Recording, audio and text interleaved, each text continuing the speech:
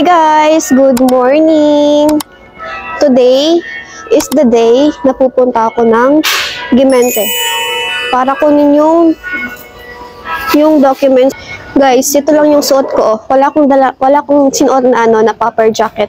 Yung yung winter jacket kasi nga 15 degree ngayon. So, medyo warm siya.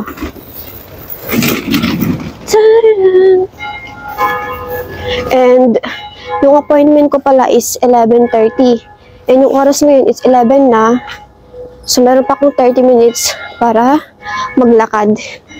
Kasi nga, si husband is nasa work. So, mga siguro, mga 10 minutes walking siguro bago ako dadating sa Gimente. Yeah, nagsuot lang ko nito in case na, kasi nga nag-iiba-iba yung weather. Baka mag-change yung weather, biglang lumamig. So, mayroon akong backup nitong, Tingnan nyo guys, meron na silang nilagay ng mga ganito. Mga Christmas light. Ready na sila sa Pasko. You see guys, maganda to kapag gabi. Kasi, iilawan na nila. Look at the trees. Doon sa kabila, color red. Dito naman is green and yellow.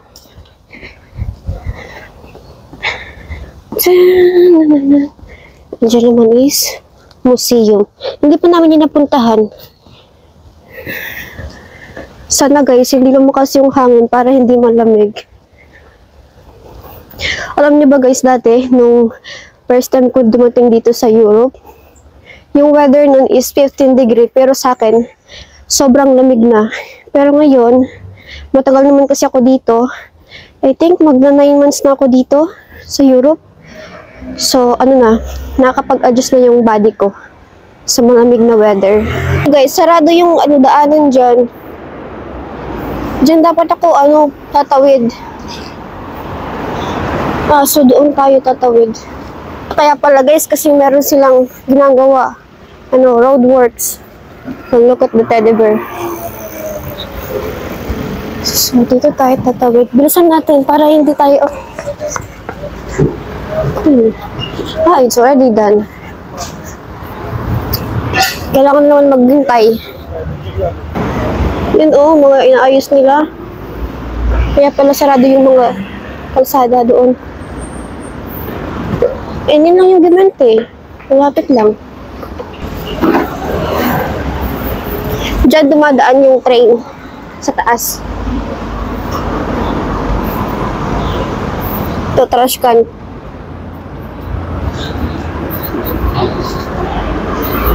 Maghihintay na naman tayo dito sa pedestrian lane. Look at the building.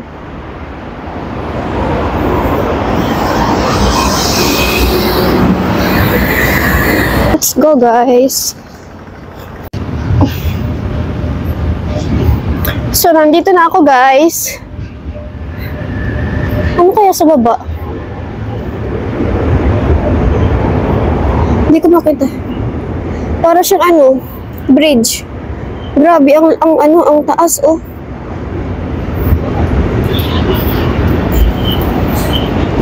Look at the train.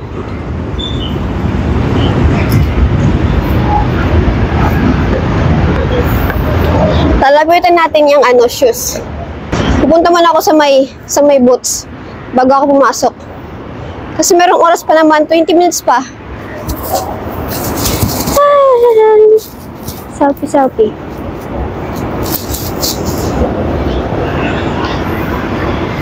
Ang laki guys. Tcharam!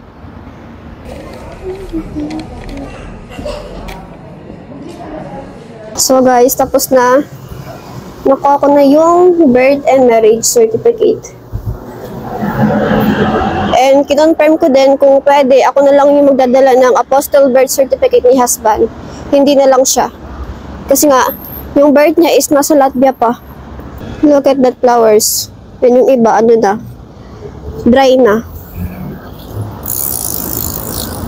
After nito guys, may pupuntahan ako kasi nga, may pinapabili si husband.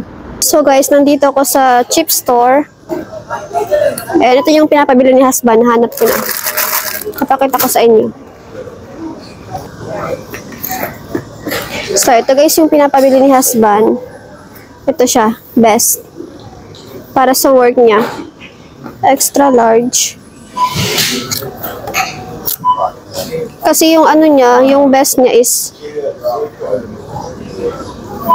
madumi na.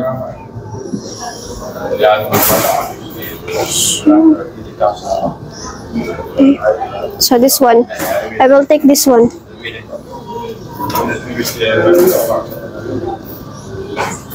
Ako, hindi ko naman to kailangan kasi nga hindi naman ako bumabas sa truck. So ito yung bibilhin natin. Mura lang dito. Ano lang, €1.79.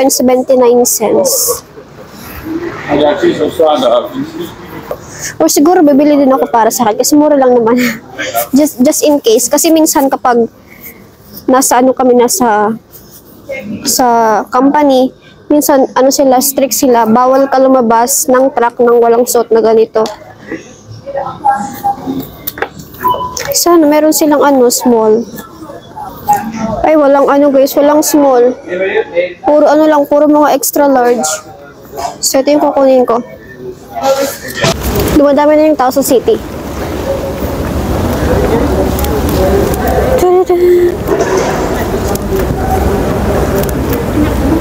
Guys, kakabalik ko lang ng bahay. And dumiretso na din ako dun sa printing shop para magpa-print ng mga documents. And kanina nung duman ako dun sa chip store, bumili ako nito. Ito naman, may dinaanan akong isang store kasi gusto kong palitan yung nakalagay dyan ng pangit. Yung green, nilagay ko lang kasi yung colored paper. So ito yung pinili kong color. Tapos nung pagpunta ko ng counter, sabi niya, libre lang daw to. So hindi na ako nagbayad. So nalibre na yung paglagay ko sa pintuan. So ito lang yung model nito. Bibili ako nito para hindi na ako maghiwa-hiwa ng mga onion o garlic kapag kailangan. Ito din. Meron siyang kasamang straw.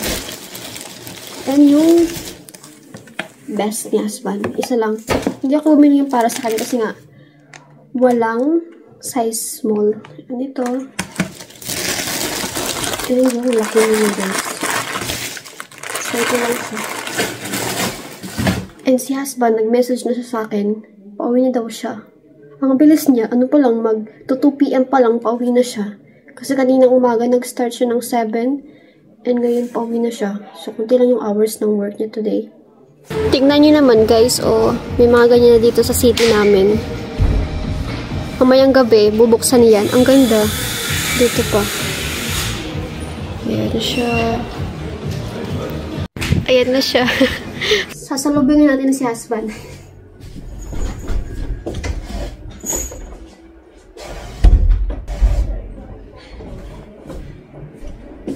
Mga dala niya, labahan.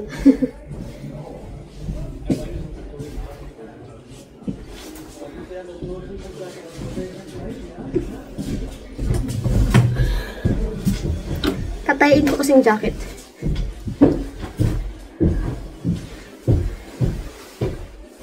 I bring the bag already. I will show them. So, ito yung pinili niya. Plants. I thought, because you told me you throw it. No, I told you throw it. This? Only the other one.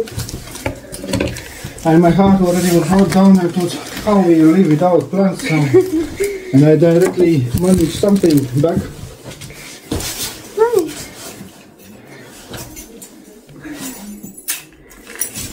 But you are so early, babe. No? Not prepared. Yeah, because from I thinking you'll go home afternoon. Yeah. Sorry. Yes? Yes. Why? Want to go? No. So guys, kakain kami sa labas.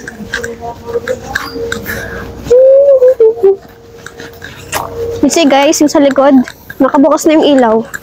And mamaya kapag sobrang dilim na, maganda siya. No, it's already open. Look at them. Dito kami pupunta. Kasi nga guys, gustong-gusto namin yung ano nila, yung chicken doner broje. My sweetheart. And nandoon yung ano namin apartment. I love that like this. Like this.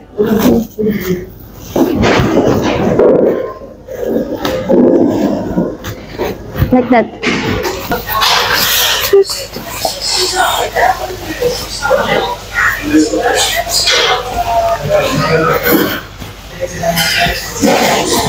So, hinintay na lang namin yung order namin.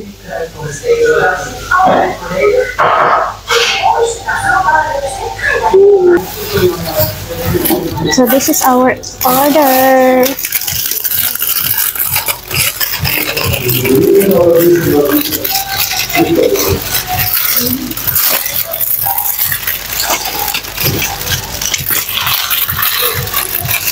Ito siya.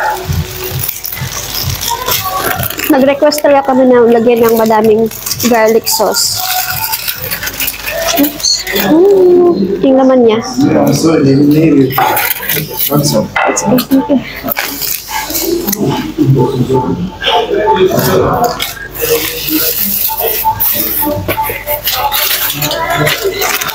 Dito talaga kami palagi nag-order kasi nga ang sarap. Worth it yung bayad nyo. Yung laman niya is mga salad, tapos yung it's a grilled chicken, right? It's grilled or yeah, it's basta yung bacon, ewan ko ang grilled siya.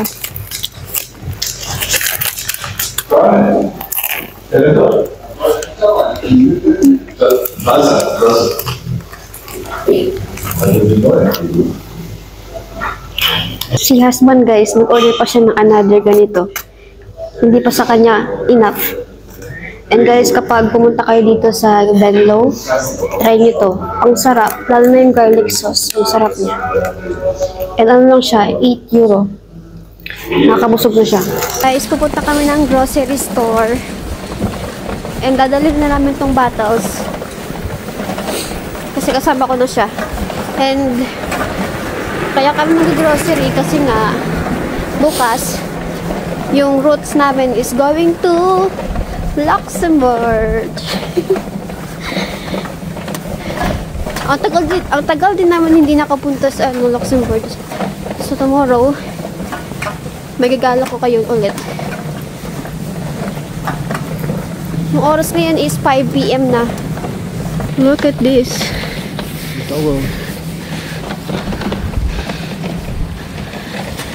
Yan, tingnan nyo guys. Makikita nyo sa mga kalsada may mga nakalagay na mga karton. Kasi nga, dito sa city namin, every Tuesday, may dadaan na truck para i-collect yung mga karton. So, ano siya, separated siya sa mga basura. Yan pa, oh. So, guys, yung mga bottle, iba pala kung saan siya ilalagay. So, hindi siya ilalagay doon sa machine. Dito sa may counter.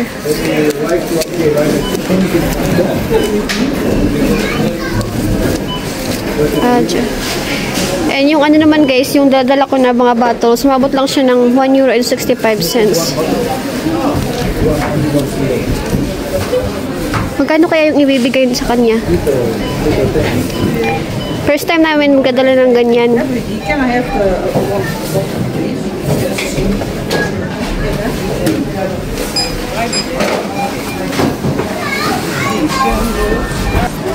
So guys, binigyan kami ng binigyan kami ng €3.75 doon sa bottle. Tapos meron kami ditong €1.65 plus yung kahapon, meron ako ditong €12. Can you hold it, babe, please? Ito yung kahapon. So siguro hindi na kami magbayad sa grocery na bibili namin. You only need to choose what kind. May orange. I want orange flavor. I would maybe some caramel drops, something like that. Caramel drops, it would be very nice, maybe. Coffee. But this one also. Yeah, just choose what Fruit you want. to orange drops. Choose what Orange. you want. I will choose this one. It's €2.49. Yes, it's okay. Meron pa silang iba-ibang flavor. This one is coffee. Coffee deluxe. Oops. Which one? But do I you will gonna choose this. This one. What did you choose? My husband is yung caramel drops. want? Okay. So let's go. Okay. Wanna take it? Yeah, to try. Okay. But only one maybe. No more, only one. Yeah. Only like this. Take, only one. It's little. Another? Okay, take it. It's chili. No, it's the tomatoes. Tomato. With this salami. Maybe it's not yummy. This. Okay, take it. Sausages. I don't like it.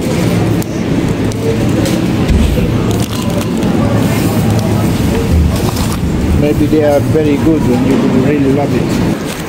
Look guys, meron silang ganitong orange. Interesting. Meron silang grapefruits and orange.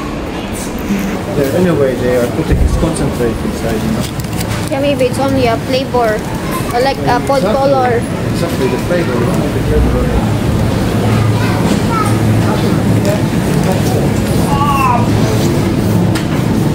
Guys, bibili din ako ng manok. So, kalahating kilo lang. Ito yung ano niya. €5 and 69 cents. What? Ha? Frog? Yeah. Yun, frog? Gusto niya guys yung frog. Okay, take it. Also fry? Yeah. Yeah. How then? Yeah, it's fry. It's like a juicy, you know. Like Look guys, so it's expensive. The kilo is €16. And look at that. Para siyang ano. But then it's coming in. So we have the frog. This is the frog. The frog? Yeah. You can try. Nagustuhan niya guys yung frog na niluto namin before. So ayun. Yan yung babaon namin bukas. I will gonna take orange. Season is over. We didn't have any fries, did we? Guys, it's already close. Kukuha ko guys ng Yakult. Ang sarap nito. And si husband, kumukuha siya ng bread. Natin siya. Ayun pala nag-stop. Akala ko bubulaga siya. What is that? Chocolates. You would love this. I think I know what this is. It's inside over there. But we still have this at the house like this. This is something else. Maybe next time. Maybe next time. Look, oh. You can also put like that in the truck, babe. May kwento ko sa inyo, guys. Diba kanina, nung nasa counter kami, tapos meron nakatayo na matanda sa unahan ko. And hawak-hawak ko yung yung Yakult. And panay siya tingin sa akin. And then nag-approach siya sa akin, sabi niya, pero yung pagkasabi niya is in Dutch. Pero nagets ko na yun, sabi niya. Parang sabi niya, yan lang yung bibilhin mo? Sabi ko, yes. Tapos sabi niya, ako yung gubayad. Tapos nakita ni husband. Also, we could walk here. Yeah. Maybe. Indian restaurant? This one. What do you think? Yes, why not? We can try. See, maybe you can film this and then remember. Book. We need to book? I don't know. That's why we need to find out. Okay. So, ayun guys, nakita ni husband na nag-offer yung matanda. Sabi niya, no, it's okay because we have so many stuff here. It's okay, thank you.